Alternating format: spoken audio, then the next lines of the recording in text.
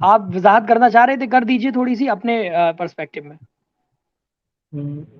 किस सेंस में बता रहे थे आप? आप कह रहे थे ना कि मैं जो समझाऊं जिजिया से अब तक आपके ने जो वजाहत की उसे मैं हाँ, इंक्लूड मैं यानी कंक्लूड कर दूं। जी जी, वही आपने जो कंडीशंस बताई वही मैं बता रहा था कि 4 कंडीशन है जिन लोगों से लिया जाएगा, अगर वो फुलफिल करते हैं तो लिया जाएगा, वरना नहीं लिया जाएगा। और जिजिया भी 2 टाइप का बताया गया।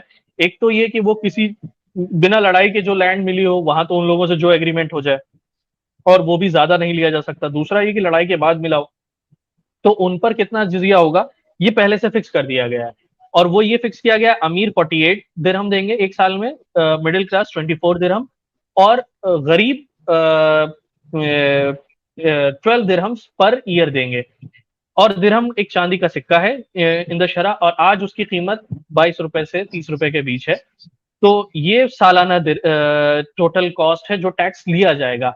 इसके अलावा वो खराज देंगे, बाकी और कोई टैक्स नहीं होगा उन पर। और इसके एवज उन्हें सोशल सिक्योरिटीज, इसके एवज उन्हें प्रोटेक्शन, उन्हें राइट्स और इक्वालिटीज और डिफरेंट जो गवर्नमेंट के स्कीम्स होंगे उसमें पार्टिसिपेशन का इक्वल मौका मिलेगा। यही समझाऊं मैं? सही है ये? आप सही आप सही समझे। अच्छा, ये लोग जो है सिर्फ सूरह तौबा की आयत नंबर हम्म, 29 को ही क्यों इतना आम करते हैं और ये जाहिर करने, अच्छा हम्म, उसमें एक आयत आयत का जो आखिरी जो हिस्सा है वो भी वाजे करने की जरूरत है। जो आयत में ये ठीक है। कहा गया ना, अन यदिन वहुम सागिरून, कि अपने हाथों से दे हम्म। जलील होकर, इसका क्या मतलब है ये भी वाजे ओके। करना चाहिए। ठीक है। तो इसकी वजाहत कर देता हूँ। अन यदिन का मतलब ये है कि जिस पर जिजिया लगा है वो शख्स खुद जाएगा और अपने हाथों से सुल्तान के सामने जिजिया देगा। और सुल्तान के सामने ठीक है। किस तरह अदब के साथ खड़ा हुआ जाता है, झुककर दोनों हाथों से जिजिया दिया जाता है, घुटने टेक कर। ये सिर्फ इस्लामिक स्टेट का हम्म। खासा नहीं, हर धर्म की हर हुकूमत के सुल्तान के सामने रियाया को इसी तरह पेश किया जाता है। तो इस आयत में अनियदिन वहम सागरून में अदब बताया गया कि किस तरह वो जाके जिजिया देगा। इसमें किसी तरह का कोई ह्यूमिलेशन नहीं है, किसी तरह कोई ऑपरेशन नहीं है सही। अच्छा, इसमें हमारे अब यहाँ। बात आ ही गई है तो मैं कुछ रेफर कर रहा था, तो बात ये चली कि 1 दिरहम तकरीबन इस्लामिक लॉज के अंदर 2.97 यानी तकरीबन 3 ग्राम का, 3 ग्राम चांदी का सिक्का होता है, जिसको 1 दिरहम कहा जाता है, जिसको 14 किरात या 7 मिस्काल के बराबर होता है। तो अगर उसकी कीमत भी निकाली जाए तो वो कुछ इसी तरह की आएगी, या हो सकता है थोड़ी बहुत ज्यादा आएगी, जो स्टिल अभी भी वो जो हमारा पॉइंट है कि जुल्म नहीं बहुत कम है, वो वैलिड ही रहेगा। जी, असल में मैं इस पे एक पॉइंट ये ऐड कर दूं, देखिए भाई, फैज भाई ने बहुत अच्छी चीज हम्म। की तरफ जो है तवज्जो दिलाई, क्योंकि हम लोग एकदम जी उसका तफसील से जिक्र किए बगैर निकल रहे थे, और शायद जो जी। हमारे लेमैन ऑडियंस हैं वो चक्कर में पड़ जाते। ठीक, सही है। तो दूसरी चीज ये है कि जो हमारा मकसद है हम्म। वो ये बताने का है कि 48 दिरहम अमीर से हम्म। लेंगे, हम 24 दिरहम गरीब से लेंगे, सालाना सॉरी मिडिल क्लास से लेंगे, 12 दिरहम गरीब से लेंगे। हम्म। अब दिरहम की जो मिकदार है शरई उसे जान लिया जाएगा, है ना, वो भी हम्म। इतनी है कि आप उसे जुल्म नहीं कह सकते, बल्कि जितना आप अपनी हम्म। गवर्नमेंट को पे कर रहे हैं उससे कहीं कम ही होगा। दूसरी चीज ये है जी। कि हत्ता यूतुल हम्म। जिजिया वहुम यानी यदिन वहुम सागरून वाली, यानी सूरह तौबा की आयत नंबर 29 को जिक्र कर करके बार बार ये दिखाना कि नॉन मुस्लिम से इस्लाम ये टैक्स लेता है। ये लोग ये आयत पेश क्यों नहीं करते, सूरह नाम की आयत नंबर 131 क्यों नहीं पेश करते, जिसमें उश्र का जिक्र अल्लाह ने फरमाया कुलू मिन समरिही इजा असमर व आतू हक्कहू यौम हसादी। इस आयत पे कभी ये पेश नहीं करते कि मुसलमानों से भी ये उश्र लिया जाता है। कभी आतु जका वाली आयत पे ये सही। लोग गुफ्तगू नहीं करते। कभी सदकतुल फित्र की आयत पे हम्म। गुफ्तगू नहीं करते कि मुसलमानों पर भी ये चीजें बिल्कुल। लाजिम है। तो ये वन साइडेड जो हम्म। डिस्कशन ये करते हैं, इसका वाहिद मकसद है कि इनकी नीयत खैर की नहीं है, और इस्लाम को बिल्कुल इस सही। तरह दुनिया के सामने बनाकर पेश करना चाह रहे हैं कि मिस जैसा कि इस्लाम इस पे रिप्रेजेंट जुल्म करने कर की रहा है। कोशिश है वो। अच्छा एक और अच्छा, चीज, जरा अब बात चल ही गई नहीं है एक और, क्योंकि ये जी हमारे। एक और चीज मैं अर्ज हाँ कर हाँ, देता हूँ। फरमाए फरमाए। जी जी, इनकम टैक्स फरमाए। के खिलाफ ये कभी नहीं बोलते, इनकम टैक्स के खिलाफ ये नहीं बोलेंगे, क्योंकि कल ही इनके घर पे हम्म। इंक्वायरी आ जाएगी। दूसरी चीज, ये जी। क्रिश्चियंस को लीजिए आप, ये चर्च टैक्स के खिलाफ नहीं हाँ। बोलते, सलादीन टैक्स के खिलाफ नहीं बोलते। सलादीन टैक्स के बारे में आपने पढ़ा ही होगा, सही। Saladin tax. जी जी, आज ही डिस्कशन चल रहा था। जी जी। अब सलादीन टैक्स के बारे में ये नहीं बोलते। सलादीन टैक्स तो ऐसा टैक्स था कि थर्ड क्रूसेड के लिए, तीसरी सलीबी जंग के लिए, हेनरी ने बाकायदा क्रिश्चियन से सलादीन टैक्स के नाम पे टैक्स वसूला, ताकि तीसरी सलीबी जंग हो सके। हम्म। तो सही। इन टैक्स और पर ये ये जंग क्रिश्चियंस के लिए गुफ्तगू नहीं टैक्स था? करते। आप इंटरेस्टिंग देखें, वो टैक्स लिया जाता है तो प्रोटेक्शन के लिए, ये जंग के लिए था ताकि उन लोगों को जाके मारेंगे हम। जी, अब यही तो फ़र्क है कि इस्लाम की जो चीज़ें हैं उसका मकसद नहीं देखते, उसकी नीयत नहीं देखते और इस्लाम ऐसा क्यों कर रहा है वो नहीं देखते। अब मैं समझता हूँ जिज़िया पर मुकम्मल गुफ्तगू हो चुकी है और अब अच्छा, भी अगर आखिरी कोई बात मैं जिज़िया ऐड कर दूं क्योंकि अब बात आ गई है कासिम भाई, जी, ताकि क्योंकि अब जी, ये हमारे जो मुतरज़्ज़ीन हैं, और बल्कि मैं तो कहता हूँ झूठ बोलने वाले ये जो हैं, इनका गूगल और विकिपीडिया बहुत बड़ा सहारा होते हैं। तो मैं चाहता हूँ कि उनको उन्हीं के घर से जरा रेफरेंस दे दिया जाए कि जो जी, इस इस्लामिक दिरहम होता था या जो यूज होता था, उसकी वैल्यू यहाँ पर क्लियर कट लिखी हुई 2.975 ग्राम्स। और जो ऑटोमन दिरहम था, जो ऑटोमन स्टेट में दिरहम चलता था, क्योंकि दिनार और दिरहम दोनों यूज करते थे, वो 3.27 ग्राम्स का होता था। और इसके अलावा इजिप्ट में जो दिरहम यूज होता था, इजिप्शियन एम्पायर जितने हुए हैं, चाहे वो ममलूक हो या दूसरे हो, वहां 3.088 ग्राम्स का। हम अगर मैक्सिमम वैल्यू भी ले लें तो ये बनती है 3.27 ग्राम्स। और इस वक्त इंडिया में सिल्वर की जो कॉस्ट है वो तकरीबन 55 रुपए से 60 रुपए का 1 ग्राम है। तो 3 ग्राम बनता है जाके, और या 3.2 ग्राम बनता है जाके 200 रुपीज का 1 दिरहम। स्टिल ये अभी भी पूरी दुनिया के टैक्सेशन सिस्टम में सबसे कम है। और बिल्कुल, मुसलमानों बिल्कुल के सही कहा। ज़कात सिस्टम में जो ज़कात बनती है वो सबसे कम है, क्योंकि मुसलमानों पे ज़कात वाजिब तब होती है जब उनके पास एटलीस्ट 30,000 या 28,000 के करीब उन पर हो। तो वो जितनी टैक्स पे करेगा 30,000 पे 2.5%, वो इससे ज्यादा ही बनेगी ज्यादा।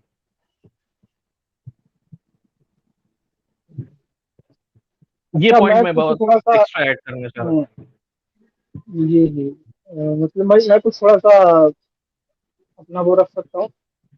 जी फरमाए फरमाए। अ, अ, एक तो ये है कि बात बिल्कुल सही है कि सिर्फ इस्लाम दुश्मनी में इस्लामोफोबिया है और बाकी इनका हकीकत से कोई ताल्लुक नहीं है। अब देखें जी कि यहाँ पर और तकरीबन पूरी दुनिया में ही बच्चों जी से, बड़ों से, मजनू से, पागल से, हर किसी से टैक्स लिया जा रहा है। मगर जैसे कि जी अभी सही। कासिम साहब ने बताया कि जिजिया जो है किस किस के लिए है और किसके लिए नहीं है, पूरी तफसील से बताया कितना डिफरेंस है। जी मगर इनको कमी जो है वो इस्लाम के जिजिया में ही आती है। दूसरी सही। चीज ये है कि जहां तक कि मैंने पढ़ा है, किताब में ही पढ़ा है, मीडिया ये ध्यान नहीं आ रहा है मुझे, पता नहीं, हम्म मुकाशफतुल कुलूब इमाम मोहम्मद गजाली रहमतुल्लाह अलैह की ये मसला है। अगर कहीं जी मैं गलत हूँ तो कासिम साहब जो है करेक्ट करें कि जी। जिजिया देने वाला जो जिम्मी है उसका हम्म। हुक्म मुसलमान के ही तहत है। उसकी जो है पीठ पीछे बुराई यानी कि गीबत भी जायज नहीं है। बाकी तो मामला तो और अल्लाह। दूर की बात है, बल्कि उसकी गीबत भी जायज नहीं है। क्या मैं सही हूँ कासिम साहब? यानी जी, आप सही कह रहे हैं। मैंने इसे इनडायरेक्टली ये वाज़िह किया था कि हम कोई ऐसा काम नहीं करेंगे उसके खिलाफ जिससे उसे तकलीफ हो। जी, पीठ पीछे उसकी उसकी जो है बुराई समझने भी नहीं की जा सकती, उसके बारे में बुरे अल्फाज बुराई भी भी, नहीं कहे जा सकते। हाँ, इसीलिए मैंने उस दिन पोस्ट में लिखा था ना, जी, आप ज़ाहिर है भी दिल थे दुखने शायद वाली बात मुस्लिम में भाई तो साहब बुराई भी का। है ना, हाँ, तो उसमें आप भी, तो मैंने क्योंकि यही कहा था क्योंकि ना कि गीबत जो जिजिया। है जी, जी, बोलिए फैज़ भाई। हाँ, तो वो मुस्लिम साहब ने भी देखा था, मैंने यही लिखा था उस दिन भी कि जिजिया जो है ये देने के बाद में दुनियावी हम्म। मामलात में ये गैर मुस्लिम मुसलमानों के बराबर आके खड़ा हो जाता है कानून के तहत। उसकी पीठ पीछे बुराई भी जायज नहीं है, जी, कत्ल अब वगैरह तो देखिए दूर की आप बात जब है। उसे फैज़ भाई जब उसे हम मस्जिद में आने की इजाज़त दे रहे हैं और उसे कुर्बानी के गोश्त भी खिला सकते हैं और मौला अली की रिवायत जो हमने अभी सुनाई थी नस्बुर राया के हवाले से, उसमें आपने जी साफ-साफ फरमाया कि वो जिज़िया इसलिए देते हैं लितकूना अम्वालुहुम का अम्वालिना, ताकि उनके माल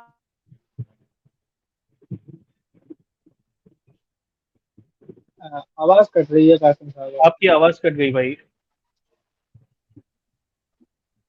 मैं ये अर्ज़ कर रहा था कि हमने अभी जी फैज़ भाई ने अभी बड़ी प्यारी बात कही और इसे हमने पहले भी ज़िक्र किया कि वो मुसलमानों की सफ़ में खड़ा हो गया और नस्बुर हम्म राया के हवाले से हमने मौला अली का कौल पेश किया था कि मौला अली ने हम्म फरमाया कि वो जिज़िया इसलिए देते हैं लितकूना अम्वालुहुम का अम्वालिना व दिमाउहुम का दिमाइना, ताकि उनका माल हम्म। मुसलमानों के माल की तरह और उनका खून भी मुसलमानों के खून की तरह हो जाए। माशाल्लाह, देखिए भाई कितना कितना अल्लाह प्यारा। अकबर। अल्लाह अब ये सही। सारी चीज़ें हैं।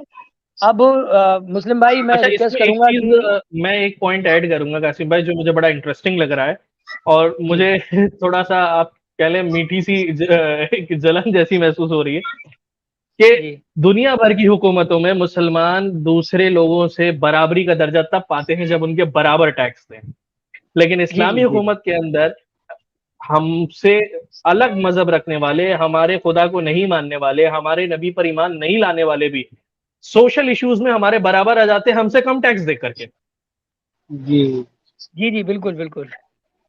अच्छा, तो ये इसमें एक इस्लाम का एक चीज। इंसाफ भी है और एक उनके लिए मोहब्बत का वो भी है कि उन्हें इसको कंसीडर करना चाहिए कि उनके लिए इस्लाम में कितनी नरमी रखी गई है, और उस बल्कि ये झूठ बोलने वाले कहते हैं कि कुफार से दुश्मनी और मारकाट सिखाता है इस्लाम, बल्कि ऐसा नहीं, जो अच्छा मैं मुस्लिम समझा भाई, हूं अब तक स्टडी में। आप जी आपने और फैज भाई ने और मैंने शायद तीनों ने जी अब तक एक बड़ी प्यारी बात जिक्र करना हम तीनों ने भुला दी। जी एक ऐसे अजीम टैक्स का हमने अब तक जिक्र नहीं किया कि जिसका जिक्र जी। करना बहुत जरूरी है। कौन सा? अब तक नहीं समझे आप? HUF, Hindu undivided family tax. अरे हाँ, ये बात बड़ी अच्छी कही आपने। हालांकि ये हम उस पैराहे में चले गए थे कि भाई उनका कम है टैक्स, लेकिन ये बात सही है। अच्छा, ये बड़ा क्लेम किया जाता है कि भाई आपने टैक्सेशन में डिस्क्रिमिनेशन किया ही क्यों रिलीजियस बेसिस पे, जो है सबके लिए होना चाहिए। तो जी जी जी उसके जी जवाब में जो मैं प्रेजेंट करना चाह रहा हूँ, इस पे खैर आपसे गुफ्तगू हुई थी, जहन से अभी स्किप हो गया, अच्छा याद दिलाया आपने कि हाँ भाई मैं भी ये भूल गया तो था। जी, ये तो भाई इंडियन गवर्नमेंट के खुद फाइनेंशियल पॉलिसीज के अंदर देखने को मिल सकता है आपको कि जी जी रिलीजियस बेसिस पे अलग अलग तरह से उनकी फाइनेंशियल सिचुएशंस को गवर्न किया जाता है। वो आप वक्फ एक्ट ले लें, या places of worship governance act जो है, हिंदू वर्शिप एक्ट वगैरह को जो गवर्न करता है, मैं भूल गया एग्जैक्ट उसका नाम, उसको ले लें, या फिर आप Hindu undivided family tax rebate का सिस्टम ले लें। इन सब को रिलीजियस बेसिस पे अलग अलग प्रोविजंस दिए गए। अब जी किसी जी में किसी को अच्छा, कहीं बेनिफिट दिया मैं जा रहा है, किसी को कहीं बेनिफिट दिया जा रहा है। मैं छोटी सी दो बातें अर्ज करूंगा इसमें। जी ये लोग जो बोलते हैं कि गैर मुस्लिमों के साथ में जुल्म हुआ, या उनके साथ में तलवार के जोर से जिजिया लिया जाता है, या नहीं देते तो परेशान किया जाता है। चलिए, वो जो उसके पीछे जो भी वजूहात हो, मकसद कहने जी। का ये है कि जो हम्म। मुसलमान अगर जक़ात नहीं देता है, तो इसके लिए हमारे सामने जी। पूरा नमूना मौजूद है। सैयदना सिद्दीक अकबर का कलमा पढ़ने वालों के खिलाफ उन्होंने जो है तलवार निकाली है। हम्म। जक़ात अच्छा, ना हाँ, ये देने बात वालों भी के साथ सही है। जिजिया कृतिक की भाई, बात इस कर पर रहे हैं। जरा कुछ गुफ्तगू फरमाए। मैं चाहता हूँ आप इसको थोड़ा सा इस पे गुफ्तगू करें। अच्छा याद दिलाया फैज भाई ने कि जो ज़कात ना दे आप उनके लिए क्या है भाई। जी जी फैज भाई ने बहुत अच्छा हुक्म। देखें, ज़कात फर्ज है, ठीक है। हम्म। अब फर्ज का दर्जा हमारे यहाँ जो अहकाम है जिन्हें करने का हुक्म दिया दिया गया है, 5 जो रुतबे हैं, यानी फर्ज, फिर वाजिब, जी फिर सुन्नत जी मुअक्कदा, फिर सुन्नत, फिर जी। मुस्तहब। उनमें सबसे बड़ा दर्जा फर्ज का है, जो हर हाल में करना ही है। जी। ठीक है। अगर कोई मुसलमान कौम फर्ज छोड़ हम्म। दीजिए, वाजिब छोड़ दीजिए, अगर हम्म। सुन्नत मुअक्कदा के छोड़ने पर पूरी कौम हम्म। इसरार करे, डट जाए, हम्म। हठधर्मी दिखाए, और ठीक है। इस्लामिक उलमा अथॉरिटी के समझाने पर भी कोई इस्लामी हम्म। कौम अगर सुन्नत मुअक्कदा नहीं अदा करती, तो सुन्नत मुअक्कदा के छोड़ने पर हठधर्मी दिखाने हम्म। वाले मुसलमानों के खिलाफ भी इस्लामिक अथॉरिटी जिहाद करेंगी। अल्लाहू अकबर। अब आप यानी बताइए, ये जिहाद उसूल की लिमिटेड किताबों में नहीं है मौजूद कि है। सिर्फ काफिरों को मारो। जिहाद को जैसे ऐसे प्रेजेंट किया जाता है, एग्जैक्टली काफिरों को मारो, ये तो ये एग्जैक्टली। स्टेट एक्टिविटी है एक जिहाद कि का भाई वो अपनी ताल्लुक स्टेट की सॉवरेनिटी को प्रोटेक्ट करते हैं उससे। जिहाद का ताल्लुक जुल्म को मिटाना और हक वाले का हक दिलाना है। अच्छा, इसमें जी। क्या वो गैर मुस्लिम भी शामिल है जो मजलूम है, और उनकी मदद के लिए क्या जिहाद में कोई प्रोविजन है? हाँ, अगर वो हरबी नहीं है तो उसकी मदद की जाएगी। अच्छा, मतलब वो हमारे खिलाफ अगर जंग नहीं कर रहे हैं और उन पर कोई जुल्म कर रहा है तो उनकी मदद के लिए जाएंगे, हम जिहाद करेंगे उनके लिए। भाई बिल्कुल, हम कह रहे हैं ना, जो हरबी नहीं है, हरबी का मतलब जो हमारे खिलाफ जंग नहीं करता, तो जाहिर है जो हरबी नहीं है वो जिम्मी है, और जिम्मी की मदद करना हमारी जिम्मेदारी है। अल्लाह अकबर, अल्लाह अकबर। क्या अब कहते हैं, सोचिए, सुभान अल्लाह। फैज भाई ने जो अभी बात छेड़ी बड़ी प्यारी। अब सोचिए, जब सुन्नत मुअक्कदा को छोड़ने पर कोई इसरार करे तो उसके खिलाफ जंग है, तो ज़कात तो हम्म। एक अहम फर्ज है। जो हजरत अबू बकर सिद्दीक ने उनके खिलाफ जिहाद किया, वो तो और ही ज्यादा बड़ा फर्ज था। हाँ, जाहिर है, वो जी, तो उसमें जक़ात तो से फिर वो, बल्कि वो 5 पिलर्स जो इस्लाम के फाउंडेशन है, उनमें से एक है जक़ात तो। जी जी जी। अरे बहुत सारे यहाँ नुक्ते पर हैं से जिक्र करने के लिए, लेकिन इंसाफ वाली नजर और इंसाफ वाला दिल भी तो चाहिए ना उसे समझने के लिए। सही, हक फरमाया अभी आपने बिल्कुल। अब यहीं पर फैज भाई से मैं गुफ्तगू करने के लिए ये नियत करके ही बैठा हूँ कि मुझे फैज भाई की कोई बात माननी नहीं है, तो फिर फैज भाई कितनी भी मीठे हम्म बोले मैं बात मानूंगा ही नहीं। सही अब जब सही। लोगों की मीटिंग डिबेट्स और चैनल्स इसलिए बनाए ही जा रहे हैं कि इस्लाम की कोई बात अच्छी बनाकर पेश करनी ही नहीं है, तो फिर आप उन्हें क्या समझाएंगे? बिल्कुल सही। एक रिवायत अच्छा आप मेरे ध्यान में भी और आ रही है, जी मुस्लिम भाई और कासिम साहब, शायद जी आपके जी भी ध्यान हो कि जिस जी टाइम खिलाफत सिद्दीक अकबर रजी अल्लाह ताला अन्हु होती तो रूमियों ने हमला किया था। तो जो जी इस्लामी सल्तनत में जो क्रिश्चियन लोग रहते थे वो जिजिया देते थे, मगर उस टाइम पर रूमियों की फौज बहुत ज्यादा तादाद में थी। तो जी सिद्दीक अकबर ने उन ईसाइयों का जिजिया जो था, टैक्स, वो वापस कर दिया था कि हमें लगता नहीं कि हम आपकी हिफाजत कर पाएंगे, क्योंकि ये टैक्स जी लिया ही इसलिए जाता कि आपकी हिफाजत कर सके। अब वो तो रौंदते चले आएंगे, वो थोड़ी देखेंगे कि कौन मुसलमान है कौन क्रिश्चियन है। तो उन जी लोगों ने अल्लाह। मतलब बहुत मुतासिर हुए और मुसलमानों के साथ में लड़के रूमियों के खिलाफ, अपने हम मजहबों के खिलाफ जंग की थी। ये रिवायत मुझे जी हाँ, जी ये पूरा तो याद है, मैंने सलाउद्दीन पढ़ी अय्यूबी है। रहमतुल्लाह अलैह के साथ भी हुआ था। हाँ, ये सिद्दीक अकबर रजी अल्लाह ताला अन्हु का मैंने पढ़ी है रिवायत, मगर ये ध्यान नहीं आ रहा कौन सी किताब में, मगर रिवायत है ये। शायद फैज भाई हम लोगों से लेट जुड़े हैं। तैयब भाई अगर आपको याद हो तो मैं अपनी जी गुफ्तगू के शुरू में किताबुल जी खराज जी इमाम अबू यूसुफ के हवाले से हजरत अबू उबैदा अपने जर्रा का की इबारत सुना चुका हूँ कि इमाम अबू जी जी। यूसुफ ने लिखा है कि रद्दा अबू उबैदा इब्नुल जर्राह रदियल्लाहु अन्हु अल जिज़ियता इला अहले ज़िम्मा फी बाद मुदन शाम लिमा रआ हम्म अदमा कुदरती अन दिफा अनहुम, कि मुल्क शाम यानी सीरिया के कुछ शहरों में हजरत अबू उबैदा अपने जर्रा ने जब देखा कि जिम्मियों की हिफाजत करने की ताकत उनके पास नहीं है, तो उन्होंने उनका जिजिया वापस कर दिया। माशाल्लाह, देखिए हम लेट ही जुड़ा हूँ, बात सही कह रहे हैं आप। मैं समझ रहा था कि यार आपने सही। बयान किया होगा, मगर अच्छा, मेरे ध्यान इसमें में वो आ जो गया तो इशू मैंने रह जो है गया हमारा कासिम भाई, वो Hindu undivided family tax rebate, उस पर जरा सा मैं जी जी बात करूंगा कि बिल्कुल बात ये कीजिए, क्या है। इंपॉर्टेंट है। ये टॉपिक इंपॉर्टेंट इसलिए भी है क्योंकि ये एक एतराज उठाया जाता है कि भाई इस्लाम में आप रिलीजियस बेसिस पे डिस्क्रिमिनेशन है ही क्यों। हालांकि ये कई मजाहिब में पाया जाता है कि उनके हम मजहब से कम टैक्स और गैरों से ज्यादा टैक्स, बल्कि उनसे गुलामी भी, जैसे अभी आपने कुछ टैक्स पढ़े भी। जी जी इंडियन गवर्नमेंट का एक मैंने हम्म, बाइबल की बुक ऑफ जोशुआ का हवाला दिया था, और जिसमें हम्म, गुलामी के साथ साथ टैक्स था। जी जी, सही सही। तो ये हमारे इंडिया में भी एक कानून एग्जिस्ट करता है जिसको कहा जाता है Hindu undivided family tax rebate. ये कानून है, बाकायदा इंडिया में एग्जिस्ट करता है। अब इसके तहत क्या होता है, जैसे इंडिया में क्या है कि फॉर एग्जांपल मेरी फैमिली में 4 लोग कमा रहे हैं, तो चारों अपना अपना इनकम टैक्स अलग अलग देंगे। फिर उसके बाद जो उनका अपना बिजनेस है उसका अपना टैक्स है, जो टैक्सेशन सिस्टम है सब अपना इंडिविजुअल मैनेज करेंगे। लेकिन अगर वो डिक्लेयर कर देते हैं मेरी, लेकिन इसमें एक कंडीशन ये है कि वो सब एक ही फैमिली के हो और हिंदू, सिख या जैन कम्युनिटी से आते हो। अगर ये इस कम्युनिटी से आते हैं तो वो अपने आप को एक डिक्लेयर करें कि भाई हम इसी एक फैमिली के हैं, और वो शर्त है कि एक ही खून से होने चाहिए। तो वो जब एक कम्युनिटी में, यानी पूरा जिसको हम लोग वो कहते हैं ना कि जॉइंट फैमिली सिस्टम में रहते हो, तो वो क्लेम कर सकते हैं कि हम पूरी एक फैमिली और हमारा बिजनेस एक ही है।